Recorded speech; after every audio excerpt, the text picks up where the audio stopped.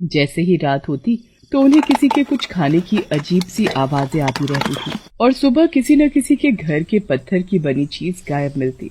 एक दिन गांव की एक औरत जब सोकर उठती है, हाय दैया, ये चूल्हा कहाँ गायब हो गया? रात में तो मैंने चूल्हे पर खाना बनाया था, फिर सुबह होते होते कहाँ गायब हो गया?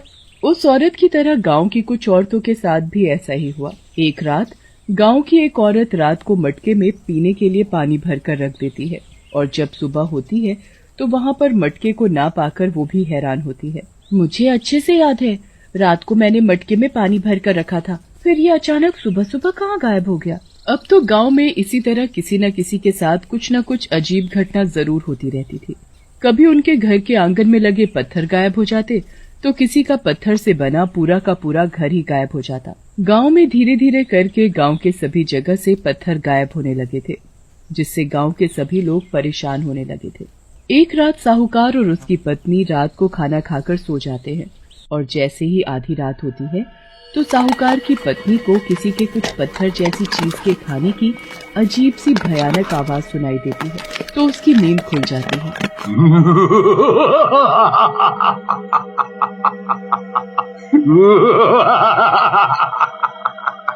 ये इतनी रात का कौन पत्थर जैसी चीज खा रहा है और ये भयानक आवाजें कैसी आ रही हैं? हे भगवान, ये क्या हो रहा है? मुझे तो कुछ ठीक नहीं लग रहा है, मुझे अभी इनको जाकर जगाना चाहिए। साहूकार की पत्नी जल्दी से साहूकार को जाकर जगाती है। अरे जल्दी उठो जी, अब जाग भी जाओ। हे भगवान, ये आदमी है या गधा? इतनी देर हो गई है और ये है कि उठने का नाम ही नहीं ले रहे। साहूकार की पत्नी की लाख कोशिश के बाद भी साहूकार नहीं जागता तो उसकी पत्नी को गुस्सा आ जाता है और वो भी उसकी चादर में जाकर मुंह ढककर सो जाती है। और जब सुबह होती है तो साहूकार की आंख खुल जाती है और बुरी तरह अपना सिर पकड़कर चिल्लाने लगता है। हे भगवान, जल्दी उठ, अरे जल्दी उठ। क्या हुआ जी, आप इतनी बुरी तरह रो क्यों रहे हैं? भगवान, जरा अपना सिर ऊपर करके देख। हे भगवान, हमारे घर की छत कहाँ चली गई? ये रात रात में अचानक से कहाँ गायब हो गई? साहूकार और उसकी पत्नी अपने घर की छत की तरफ मुंह करके बुरी तरह रो रहे थे। तभी उन दोनों की आवाजें सुनकर गांव के लोग इकट्ठा हो जाते हैं और उनके घर की छत ना पाकर वो भी हैरान थे। फिर रात ही रात में छत कहाँ गायब हो सकती है? मुझे तो ये किसी शैतान का काम लगता है, जो कोई भी पत्थर की बनी चीज होती है उसे वो खा जाता है। हाँ। तभी साहूकार की पत्नी गांव वासियों को रात की बात बताती है। हाँ, मैंने रात को किसी को कुछ पत्थर खाने की अजीब सी आवाजें सुनी थी, जैसे कोई पत्थर खा रहा हो, पर मुझे क्या पता था कि वो मेरे ही घर की छत तोड़कर खा गया। अब हम बिना छत के कैसे रहेंगे? कलुआ, तुम सही कह रहे थे, ये किसी आम आदमी का काम नहीं है, ये किसी शैतान का ही काम लगता है।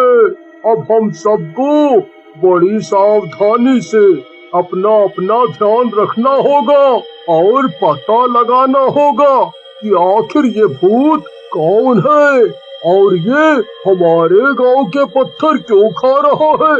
हाँ, तुम सही कह रहे हो, हमें जल्दी ही उस भूत का पता लगाना होगा, नहीं तो हमारे रहने के लिए ना तो घर बचेगा और ना ही पत्थर की बनी कोई चीज, समझे? फिर उस दिन के बाद से सभी गांववासी चौकन्ने हो जाते हैं और जैसे ही रात होती है कोई न कोई गांववासी पहरा देने लगता है। ऐसे ही एक रात एक गांववासी कलुआ पहरा दे रहा था, तभी उसे कुछ अजीब सी पत्थर के खाने की आवाज सी सुनाई देती है। लगता है पत्थर खाने वाला भूत आ गया। इससे पहले कि वो भूत मुझे देखे, जल्दी से कहीं छिप जाना चाहिए। तभी कलुआ देखता है कि वो भूत उसके ही घर का चबूतरा खा रहा है। भूत! अरे ये तो भूत है और ये तो मेरे ही घर का चबूतरा खा रहा है। मैं इसे अपने घर का चबूतरा खाने से कैसे रोकूं? दीवारें खाने से कैसे रोकूं? हे भगवान, ये तो मेरा सारा चबूतरा ही चट कर गया। सारे के सारे पत्थर खा जाऊंगा। ये मूर्ति खाकर तो मजा ही आ गया। पत्थर खाने के बाद उस भूत में एक अजीब सी ताकत आ जाती है। ताकत, ताकत, मुझे यही तो चाहिए थी। फिर क्या था, देखते ही देखते वो भूत लोगों के पत्थर से बने कुछ न कुछ सामान खा जाता है। पत्थर खाते खाते उसे पता ही नहीं चलता कि कब सुबह होने वाली है। तभी उस भूत के ऊपर जैसे ही सूरज की रोशनी पड़ने लगती है तो वो बेचैन होने लगता है। सूरज की रोशनी, इससे पहले कि ये सूरज की रोशनी मेरे ऊपर पूरी तरह पड़े, मुझे यहाँ से चले जाना होगा।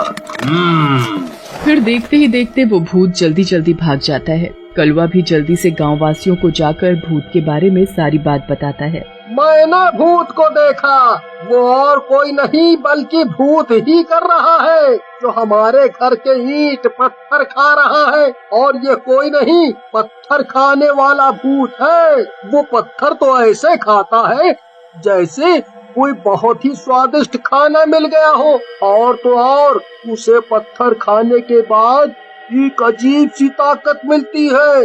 उसका पूरा शरीर पत्थर के जैसे हो गया। हाँ, वो भूत बड़ा ही खतरनाक है। अगर उसे मारा नहीं गया तो वो हमारे गांव के लोगों को मार डालेगा। कलवा की बात सुनकर गांव वाले बड़े परेशान हो जाते हैं। अब तो हमें सिर्फ गांव के बाहर पेड़ के नीचे बैठे महात्मा जी ही बचा सकते हैं। हमें जल्दी ही उनके पास जाना होगा। चलो भाइयों। और फिर वो सभी गांववासी मिलकर महात्मा जी के पास जाते हैं और उन्हें भूत के बारे में सारी बात बताते हैं। महात्मा जी, उस भूत से हमारी रक्षा कीजिए और हमें बचाइए, नहीं तो वो भूत हमें मार डालेगा। महात्मा जी कुछ देर अपनी आंखें बंद करके रखते हैं। फिर कुछ देर के बाद वो अपनी आंखें खोलते हैं।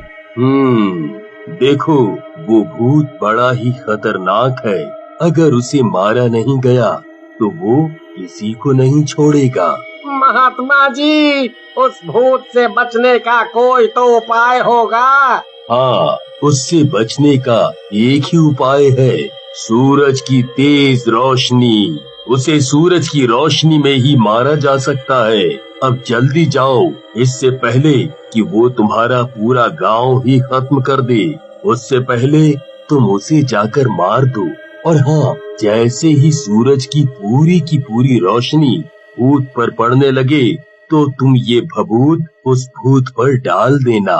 उससे उस भूत की ताकत कम हो जाएगी और फिर वो मर जाएगा।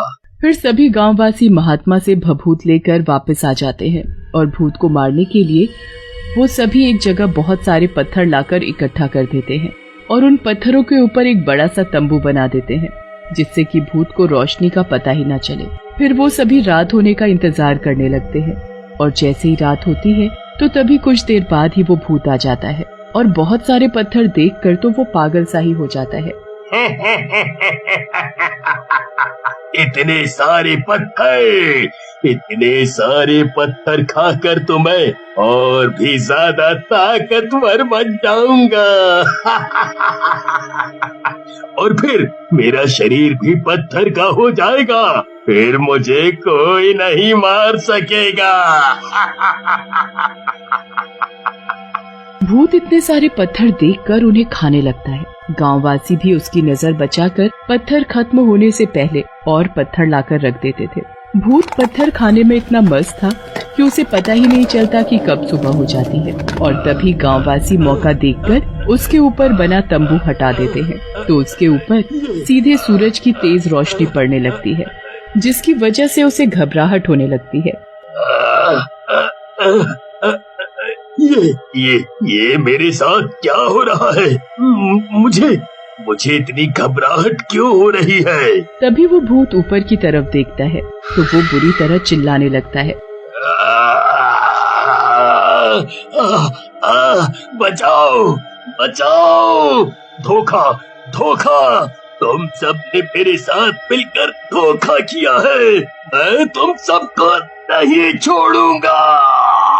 फिर भूत जैसे ही गांववासियों को मारने के लिए आगे बढ़ता है तो गांववासी जल्दी से उसके ऊपर भभूत डाल देते हैं और भभूत डालने के साथ ही भूत देखते ही देखते राख में बदल जाता है और गांव वासियों को उस भूत से मुक्ति मिल जाती है।